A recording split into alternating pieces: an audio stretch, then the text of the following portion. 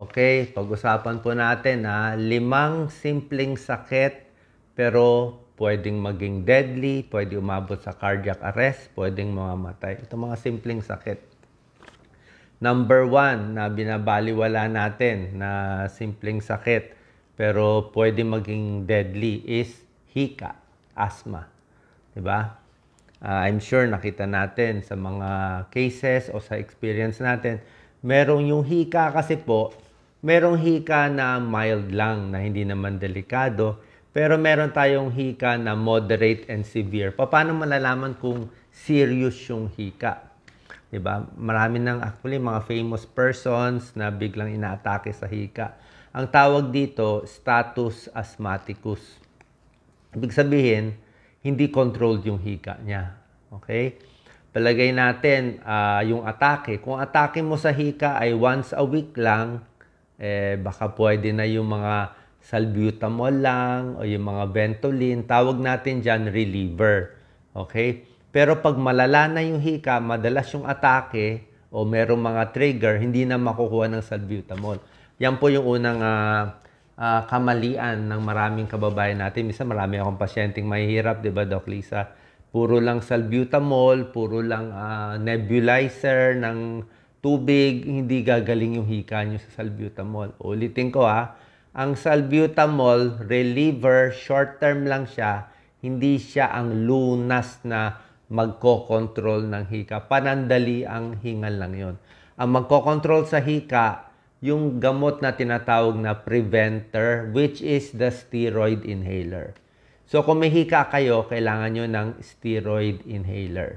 Mga Symbicort, Seretide, mga Flixotide, yung steroid ang magpaparelax ng baga. Doc Lisa? Yes, importante po talaga yung mga inhaler. Hindi po lahat ay mahal. Pwede po kayong magsabi sa inyong pulmonologist, lung doctor, ano po ang pwede nyong bilhin na inhaler na mura-mura. Oo. So, hindi porke may hika, tapos meron kayong mga salbutamol lang, na okay na kayo. Kasi may tinatawag na status asthmaticus.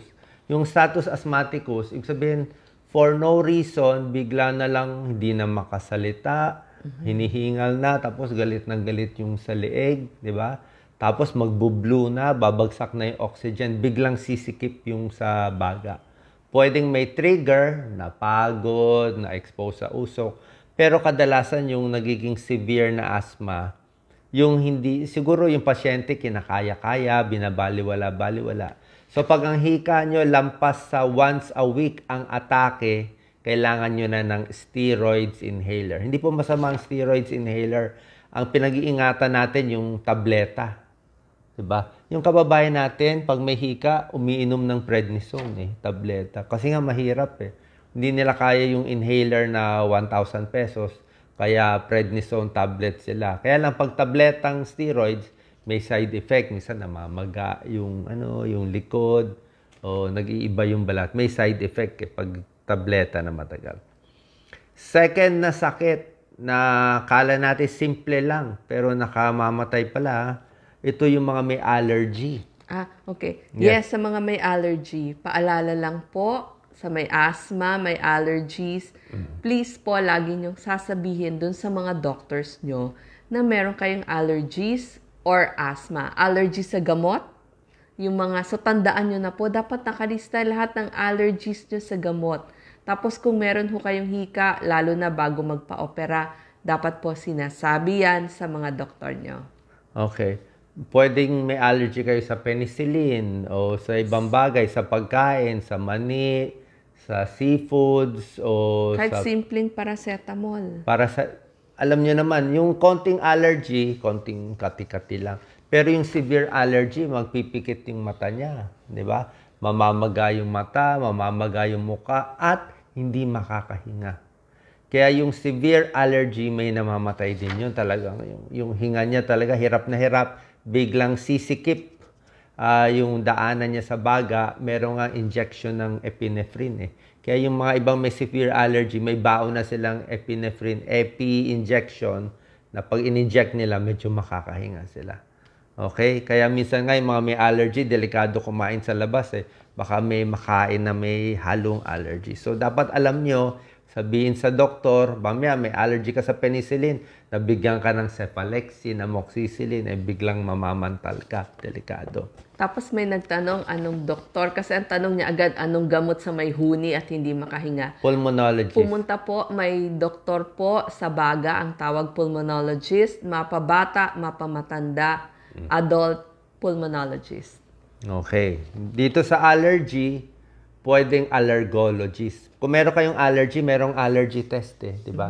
Yung allergy test, maganda yun, kaya lang medyo mahal. Dati, 5,000 eh. Yung lahat ng klaseng allergy na allergen, itetest sa balat mo, pagkain, isda, maliliit lang yun. No? Pati balat, ano ba yun, paan ng ipis, lahat ng makikita mo kung saan ka. Kung saan namumula, doon ka may allergy. Like yung sa anak ko, hindi namin pinapakain ng itlog. Kala namin itlog yung allergy. Iba pala, ano ba? Pollen? Pollen allergy ata siya. Alikabok pala. Alikabok pala. Forever may alikabok. Oo. Di pwede na siya kumain ng itlog. So, merong ganong test. Number 3 na sakit. Nakala mo simple lang, pero pwede umabot sa cardiac arrest. Mababang potassium. Yan, low potassium. Like to si Doc Lisa. Kailangan tayo magpa-blood test ulit, Doc Lisa. Kasi yan, bumababa ang potassium. May Pilipino, talagang prone ang Pilipino siguro, bumaba ang potassium. Mapawisin, di ba? Mainitin, di ba? Sa pawis yan. Mahina kumain ng prutas. Pag bumaba ang potassium, ang normal potassium is mga 3.6 to mga 5 siguro. So, pag bumaba ka ng 3.2 o 3 na lang ang potassium, nako, mapaparalyze. Mamamanhid ang paa, mapaparalyze, hindi makagalaw, at magloloko ang tibok ng puso. Low potassium, very deadly. Marami namamatay dyan pag low potassium. Yung tibok ng puso, biglang bibilis, biglang hihinto, cardiac arrest. At pag nag-cardiac arrest ang isang tao, dahil sa asthma, dahil sa allergy, dahil sa low potassium, siyempre magkakaroon ng brain damage. Diba? Pag nagkaroon ng brain damage, magkukulang kasi ng pag huminto yung puso, magkukulang ng blood supply sa utak, pati sa kidneys. At dahil doon, parang dikit-dikit na yung mga komplikasyon. Simple lang naman. So, sa low potassium, ano ginagawa mo, Doc Lisa? Yes, meron tayong iniinom na gamot. Calcium Durul, potassium tablet po yun, once a day. So, depende po. Pero sa akin, okay na yung once a day. So, pwede yung tableta, kasi si Dr. Montemayor, kaibigan naming nephrologist, sabi niya, pag low potassium na ang pasyente, kahit pinakain daw niya ng saging, patatas, yung high potassium, prutas, ayaw daw tumaas ang potassium. Oo. Siguro talagang meron silang mga diferensya itong mga tao na katulad katabi ko. Talagang habang buhay na sila kailangan uminom ng potassium. Kaya kung talagang prone kayo, uminom ka na ng tablet. Mahal ba yan? Hindi naman, di ba? Medyo may kamahalan po. Kalium, K-Lite. About 20 pesos a tablet. Tapos, once a day sa'yo. Yes. Usually, once a day, pwede na. Pero, dapat po, alam ng doktor, tapos i-check nyo yung potassium. At pag bumaba potassium niya, makakain pa siya ng may betchin, ano nangyayari? Palpitasyon. Ano ginagawa mo para mawala yung... Ito pala yung next. Next, ikaw rin pala. So anyway, low potassium, napakalaga. Next na delikado, yung may SVT. Supraventricular tachycardia, yung palpitasyon lang. May mga tao talaga, merong abnormal na heartbeat, biglang bibilis, biglang magloloko yung tibok. Or pwede rin yung pagloloko ng tibok, yung supraventricular tachycardia due to low potassium, due to MSG, depende kung anong mga cause. So, anong ginagawa mo pag umatake yung SVT dati? Pwede kang ipipigil mong ganon. Yung hinga? Hinga, oo. Parang Valsalva? Valsalva maneuver. Oo, o yung iba naghihilamos ng malamig. O minsan binibigyan ko ng metoprolol. Metoprolol binibigyan ko agad 50 milligrams or half tablet, pampabagal ng tibok. Pero yung pang-emergency lang. Pag may SVT, pupunta talaga sa emergency room. Okay? So, lahat ito, kala mo simpleng sakit, pero deadly pala. Next, number 5 na ata ako. Yung mga nag-LBM. Oo, yung mga nagtatae. Sabi nyo, Dok, nagtatae lang. Paano makamamatay? Oo, pag nagtatae siguro, kung bata ka, okay. Pero merong mga tao, pag nagtae, tuloy-tuloy.